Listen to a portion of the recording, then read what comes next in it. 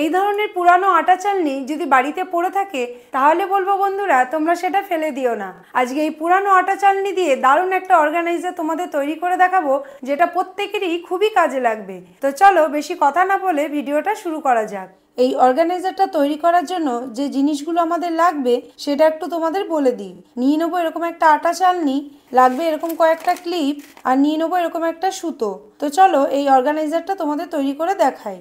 আটা চালনিটার এই ধার বরাবর আমি কতগুলো গর্ত করে নেব। তো আমার কাছে 12টা ক্লিপ রয়েছে, আমি এখানে 12টা গর্ত করব।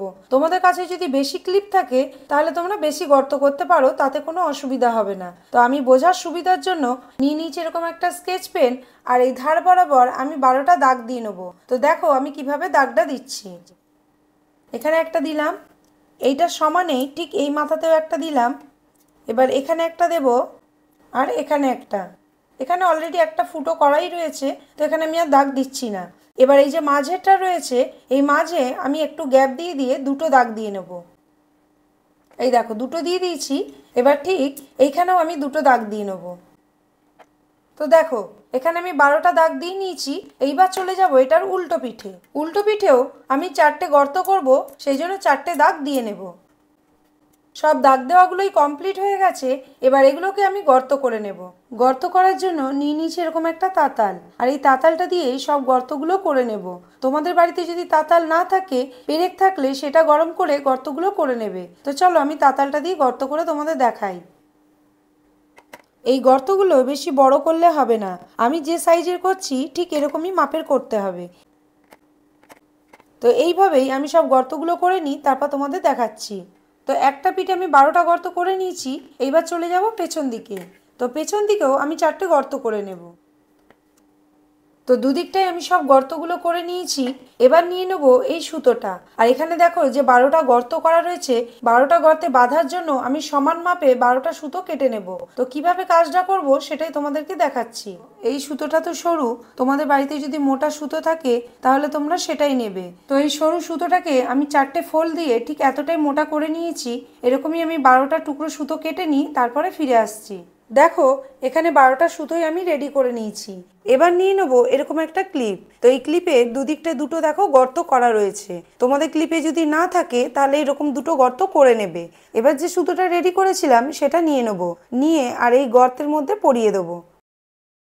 এই দেখো পরিয়ে দিলাম। এবার চলে যাব সুতোটা শেষ প্রান্তে। তো সুতোকে আমি একসাথে ধরবো, ধরে সুতোটাকে সমান করে নেব। তো সুতোটাকে আমি সমানভাবে পরিয়ে নিয়েছি, আর ঠিক এইরকম জায়গায় আমি একটা গিট বেঁধে নেব। এই দেখো আমি গিট বেঁধে নিয়েছি, আর এরকমভাবে আমি বাকি ক্লিপগুলো রেডি করে নিই, তারপর তোমাদের দেখাচ্ছি। দেখো সব ক্লিপগুলোতেই সুতো পরিয়ে নিয়েছি। এবার নিয়ে নেবো এই চালনিটা। আমি একটা ক্লিপ নিয়ে নিয়েছি, আর এখানে যে গর্তটা তোমরা দেখতে পাচ্ছ, এখানে এই সুতোটা পরিয়ে আমি একটা গিট বেঁধে দেবো। দেখো এর মধ্যে আমি গিট বেঁধে নিয়েছি। এবার যে গর্তগুলো রয়েছে বাকি সুতোগুলো আমি এর মধ্যে পরিয়ে দিয়ে গিট বেঁধে নিই, তারপর তোমাদের দেখাচ্ছি। এবার এই যে এক্সট্রা সুতোগুলো রয়েছে এগুলোকে কেটে দেবো। আর এই যে উল্টো পিঠেও 4টে গর্ত করা রয়েছে, এই 4টে গর্ততেও আমি সেমভাবে সুতো পরিয়ে নেবো, কিন্তু এখানে আর কোনো ক্লিপ থাকবে না। দেখো বন্ধুরা আমি কত সুন্দর এই অর্গানাইজারটা রেডি করে নিয়েছি। তোমরা নিশ্চয়ই বুঝতেই পেরেছো যে এটা দিয়ে আমি কি করব। ঠিকই তাই, আমাদের বাড়িতে যে সমস্ত ছোট ছোট বাচ্চারা থাকে তাদের জামা কাপড়গুলো শোকাতে খুবই অসুবিধা হয়, বিশেষ করে এই বর্ষার সময় এত জামা কাপড় হয়। আর দেখো এই যে অর্গানাইজারটা আমি করেছি এটাতে অনেক ক্লিপ লাগানো রয়েছে, আর ছোট ছোট জামা কাপড়গুলো হ্যাং করতে খুবই সুবিধা হবে। আমি কয়েকটা জামা কাপড়ের মধ্যে হ্যাং করে তোমাদেরকে দেখাই।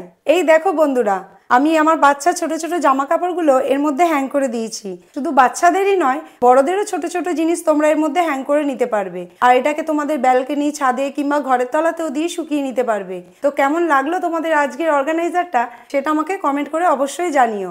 আজকের ভিডিওটা যদি তোমাদের ভালো লাগে অবশ্যই লাইক শেয়ার করে দিও। এই ধরনের মজার মজার ভিডিও দেখতে হলে আমাদের পেজটাকে ফলো করে রেখো। ভিডিওটা যদি তোমরা ইউটিউবে দেখে থাকো তাহলে চ্যানেলটাকে সাবস্ক্রাইব করে দিও। দেখা হবে পরের ভিডিওতে। টাটা।